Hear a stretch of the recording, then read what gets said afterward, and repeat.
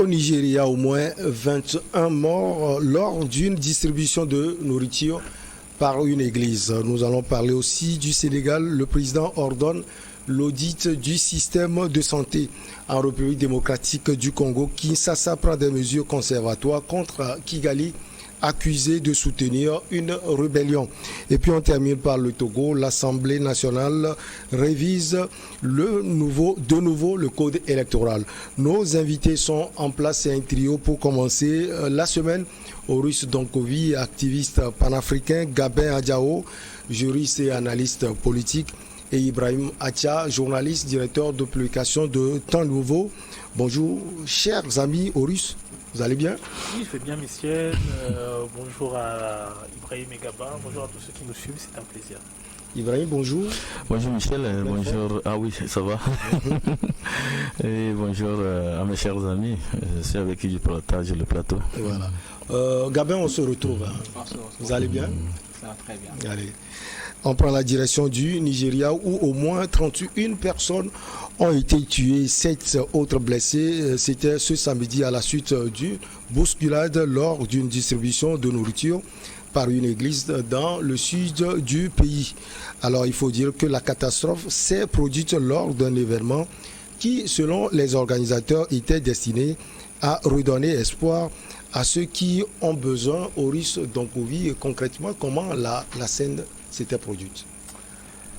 Comme tu l'as dit, hein, il s'agit d'une église, il s'agit d'une bousculade, il s'agit d'un pays, le Nigeria, qui est potentiellement le plus riche d'Afrique, un des plus riches d'Afrique.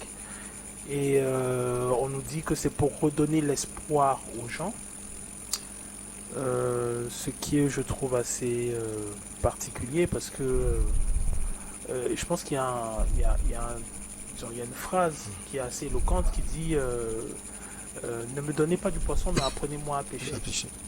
Donc, quoi dire? Ce sont des excès qui sont très courants actuellement en Afrique. On a des gens qui sont dans des situations critiques, financièrement parlant, en termes de santé, en termes d'éducation, et ainsi de suite, et qui, forcément, à défaut d'avoir des réponses du gouvernement, vont se tourner vers des choses beaucoup plus éthériques, ouais. Donc la religion, ainsi de suite. C'est très difficile d'être en Afrique et de ne pas croire en quelque chose.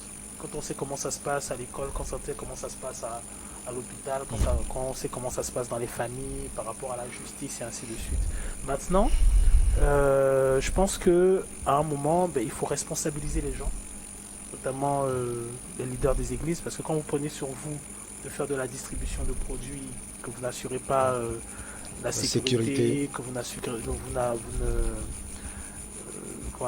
n'encadrez pas les gens, je pense que voilà quoi, vous avez des responsabilités à assumer. Après, sur le fond, je suis un peu je suis un peu agacé, dans le sens où, pour moi, redonner de l'espoir aux gens, c'est leur redonner l'espoir en leurs compétences, en leur capacité de projection. Il y a un ami une fois, c'est une anecdote, qui m'a posé la question de savoir, et on le voit d'ailleurs parce que c'est très vendu disons, si vous voulez, médiatiquement, c'est très vendu actuellement. Que vous voyez que vous regardiez les films, que vous regardiez la musique, et que vous voyez les témoignages des gens. Mettons que il m'a posé la question de savoir, oui, mais si tout le monde avait des ennemis, c'est-à-dire les gens réagissent comme s'ils étaient assaillis par les ennemis, parce qu'au final le message c'est combattre l'ennemi, et la projection des gens se limite à pouvoir impressionner l'autre et non s'épanouir soi-même. Je ne sais pas si vous voyez, c'est-à-dire le message dit ok, d'accord, bon, je vais prouver à Ibrahim qui m'a vu en chemise que je peux avoir un costard. Je vais lui montrer que je vais avoir la maison, que je peux avoir la voiture. C'est tout à fait différent de dire aux gens l'épanouissement. L'épanouissement, c'est sortir de l'aigreur, c'est sortir d'une certaine forme de complexe. Ouais. Ce qu'on a actuellement, c'est du complexe entretenu. Et les personnes qui sont parties, à qui on dit on va donner de l'espoir, c'est étonnant quand même d'être en Afrique et d'être à ce point-là découragé de ses compétences. Donc ça veut dire qu'il y a un échec des gouvernants. Tout à fait. Il y a un échec de comment le pays est organisé, parce qu'il y a cette masse-là qui se rue dans des églises. Et maintenant, ceux qui estiment guider la pensée, éduquer les gens, les encadrer, ben, il y a un échec d'eux aussi. Ouais. Parce que au final, c'est eux qui vont faire de la distribution des dons, de dons, quand, dans la plupart de leurs écrits, c'est plutôt les ouailles qui doivent leur apporter à eux de la richesse en la générant. Parce que c'est pour ça qu'il y a la dîme. Si vous n'avez pas de salaire, vous ne pouvez pas donner de dîme. Ouais. Donc ça veut dire qu'implicitement, le livre que vous lisez vous incombe de faire en sorte que la personne qui est votre ouaille génère de la richesse, suffisamment de richesse pour pouvoir apporter la dîme au temple. Mais si vous êtes dans quelque chose qui appauvrit les gens au point que vous leur distribuez des dons, Des dons, c'est-à-dire que vous trouvez anodin qu'ils puissent même suffoquer, se marcher dessus. Parce que ce genre de cérémonie n'est pas la première. Oui. C'est-à-dire qu'il y avait déjà une mésorganisation, sauf qu'il n'y avait pas de victime. Bon, aujourd'hui, on a une victime, donc tout le monde réagit. Et c'est pas la première fois au Nigeria. Donc à un moment, je crois qu'il faut responsabiliser ces personnes-là, parce que pour moi, c'est quelque part un peu de l'abus de confiance. Alors, Ibrahim Macha, il a parlé d'organisation. Il faut dire que l'événement doit commencer à 9h. Les gens sont arrivés déjà à 5h pour pouvoir avoir de la place. C'est ce qui a occasionné ces bousculades. Non, il faut aller au-delà de ça aussi. Ce n'est pas le timing qui a posé problème. C'est que les gens sont dans une situation de précarité. Et le nombre de pauvres est très grand, très considérable, que ce qui a été prévu pour distribuer ne pouvait pas suffire à tout le monde. Et voilà que ceux qui y étaient pensaient que bon, ça allait se faire, ils allaient prendre leur part et repartir, mais il s'est fait qu'il y a eu un autre groupe qui n'était pas à proprement parler dans le planning de distribution, mais qui est venu forcer le passage pour aller aussi prendre, comme on le dit, leur part de dons que l'Église voulait. Cela prouve à suffisance qu'il y a un problème de précarité.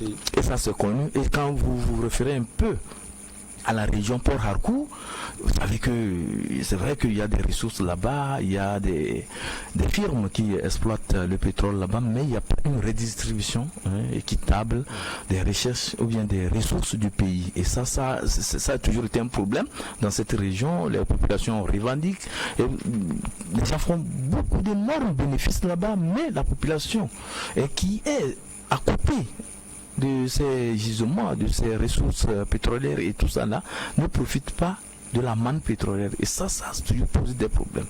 Bon, au-delà de ça aussi, je rejoins Horus qui parlait aussi d'organisation. Bon, c'est vrai, l'organisation au niveau de l'Église qui devait vraiment faire la police de cet événement, bien encadrer l'événement, mais il y a aussi l'organisation au niveau de l'État. Parce que si les gens sont obligés de courir derrière de la nourriture et tout ça, ça voudrait dire que le service social n'est pas bien organisé au niveau de l'État. L'État devait en principe organiser ces services-là de telle sorte que même si vous n'avez pas de moyens, il y a au moins un mécanisme qu'on peut activer pour pouvoir aider. Tout à fait. Ou bien vous êtes là, vous savez qu'à la fin du mois, vous pouvez avoir des transferts monétaires pour aller prendre votre nourriture. Ça n'allait pas susciter des bousculades et tout ça là. Chacun là, il a son transfert monétaire. Je vais prendre le cas de Novici, par exemple, au Togo. On n'a pas attendu aller stocker de la nourriture à quelque part, ou bien aller stocker de l'huile de jeu. Mais on a par là pour étendre son champ d'action. Non, il y a ça aussi. C'est par là où je voulais chuter, pour parler aussi de l'organisation. C'est toujours de l'organisation, parce que les ONG ou bien les églises et tout ça, parce que la plupart, ils évoluent comme si c'était des organisations humanitaires. Donc ils ont besoin aussi des images, ils ont besoin aussi des vidéos, tout ça là pour prouver aux donateurs et tout ça là. Donc il faut mobiliser les gens, même si c'est quelques quelques pains qu'on veut distribuer, mais il y a la foule, on fait des affiches et tout ça là, on fait les photos pour dire que voilà, nous sommes dans l'humanitaire, nous faisons ceci. Donc ça aussi, ça met aussi les bailleurs en confiance, les bailleurs déboursent encore davantage pour amener vraiment ces organisations à prendre en charge les populations. Donc au-delà de tout, moi je pense que le mot a été lâché, l'organisation, tout ce qu'on veut faire, il faut bien organiser ça, il faut bien planifier et aussi en appeler aussi au sens de responsabilité des bénéficiaires, parce que quand vous arrivez, vous voyez que vous n'êtes pas à proprement parler pris en compte par ces genres d'actions humanitaires. Moi je pense qu'il ne sert à rien de forcer, parce que quand vous forcez, on assiste à ces drames. Les gens sont allés, on dit on veut donner de l'espoir, mais c'est le désespoir depuis là. C'était pas bien quand même, c'était pas bien quand même. C'est le sens de la responsabilité et en même temps faire un effort pour ne pas poser des actions qui au finish ne vont pas dans le sens des objectifs escomptés. Alors, Gabin, ce n'est pas la première fois que l'église King's Assembly organise ce genre d'événements, mais ça, comme Ibrahim l'a dit, c'est dramatique. Comment on peut comprendre qu'un pays aussi riche, d'ailleurs nos deux intervenants ont parlé de cela, puisse avoir de tels problèmes? Bon, premièrement, il y a un problème de redistribution des richesses du pays, parce que ce n'est pas tout le monde qui a accès aux mannes que génère le pays, ce qui fait que bon, la plupart des habitants se trouvent dans la précarité, surtout que ça se passe dans une zone minière, dans une zone où il y a un port, il y a un fort gisement de pétrole, mais ce sont ceux-là qui sont dans la précarité. Et aujourd'hui, il faut se poser la question de savoir, bon, il faut situer les responsabilités. Qu'est-ce qui est ONG, qu'est-ce qui est église? Parce que chacun doit pouvoir assumer son rôle. Maintenant, si tu es une église, aujourd'hui nous sommes dans un contexte où les promoteurs de ces églises sont beaucoup plus riches même que les fidèles qui sont censés leur venir plutôt en aide, mais aujourd'hui c'est le contraire qui se fait. Bon, maintenant, l'État doit être beaucoup plus regardant dans ces situations-là pour pouvoir organiser les dons que ces gens-là veulent faire, parce qu'on ne peut pas refuser à quelqu'un qui veut aider son prochain. Maintenant, c'est à l'État d'organiser tout ça là pour qu'il n'y ait pas de problème.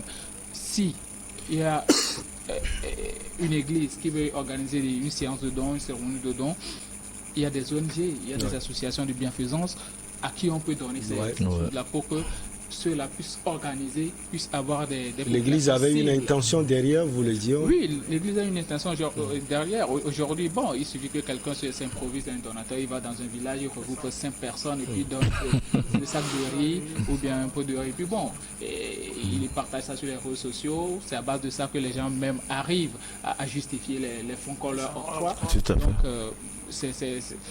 il faut vraiment que nos gouvernants arrivent réellement à savoir, premièrement, d'où provient ces dons-là, et deuxièmement, arrivent à redistribuer à ceux-là qui en ont véritablement besoin, parce qu'on parle de beaucoup d'indigents aussi, ça veut dire que ce sont des personnes qui ne travaillent, il y a certaines personnes qui ne travaillent pas, sont pratiquement des mendiants, ils font de la mendicité leur boulot. Maintenant, si tu es une église et qu'on a certaines églises qui construisent carrément des entreprises, et surtout au Nigeria, on connaît des églises où il y en a plein, il y en a des tonnes d'églises, mais si tu veux réellement arriver à aider la population, crée une entreprise et amène ces populations-là que tu juges indigentes à venir travailler. C'est ça en fait, redonner plutôt de l'espoir. Parce que si tu donnes de la nourriture à la personne aujourd'hui, demain elle va revenir. Même pas demain, il va manger à l'instant. Et puis bon, 3 heures, 4 heures de temps après, la personne va se retrouver encore affamée. Tu ne lui as pas donné de l'espoir. Plutôt, c'est l'espoir. Voilà. Parce que bon, s'il restait dans sa famine, il saura quoi faire avec son énergie et avec sa propre réflexion. Il va arriver à s'en sortir. Mais si tu lui donnes quelque chose aujourd'hui, ça veut dire que bon, tu le mets dans une situation de dépendance. Quand il aura besoin, il va toujours attendre que bon, toi, tu puisses lui venir en aide. Donc, l'État doit arriver à organiser ce secteur-là, que l'Église se départisse de son rôle de foi, de croyance et tout, et qu'il laisse la redistribution des richesses ou bien des dons aux ONG et associations de bienfaisance pour que chacun puisse jouer son rôle de manière convenable, qu'il n'y ait pas ce genre de situation désolante là qu'on voit à tout bout de champ. L'Afrique n'est pas le continent le plus maudit au monde. Tout à fait. Allez, on marque la petite pause et on vous retrouve pour la suite.